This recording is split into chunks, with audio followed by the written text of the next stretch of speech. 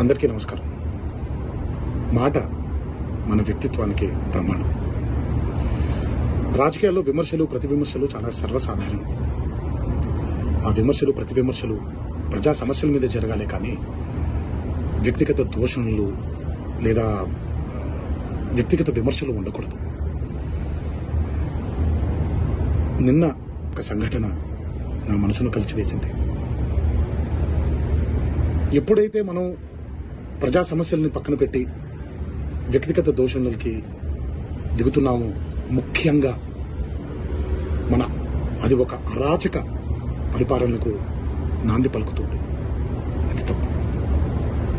స్త్రీ జాతిని గౌరవించడం అనేది, ఆడవాళ్ళని ఆడపడుచుల్ని గౌరవించడం అనేది మన సంస్కృతి. మన నవనాడుల్లో, మన జవజీవాల్లో, మన రక్తంలో ఇమిడిపోయినటువంటి ఒక సంప్రదాయం. మన సంప్రదాయాల్ని రాబోయే తరానికి జాగ్రత్తగా భద్రంగా అప్పచెప్పాలి, కానీ మన సంస్కృతిని కలిచివేసి కాల్చేసి రాబోయే తరానికి ఒక బంగారు బాట వేస్తున్నాం అనుకుంటుంటే అది మన తప్పు. అది మనం చేసే చాలా పెద్ద తప్పు. ఈ మాటలు నేను ఇలాంటి ఒక వ్యక్తిగత దూషణకి గురైనటువంటి ఒక కుటుంబానికి చెందిన సభ్యుడిగా మాట్లాడట్లేదు.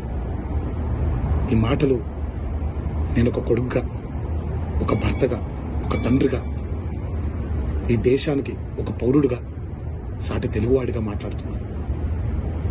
రాజకీయ నాయకులందరికీ ఒకటే విన్నపం: దయచేసి ఈ అరాచక సంస్కృతిని ఇక్కడితో ఆపేయండి.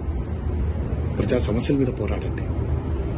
రాబోయే తరానికి బంగారు బాట వేసేలాగా మన నడవడిక ఉండేలాగా జాగ్రత్త పడండి. ఇది నా విన్నపం మాత్రమే.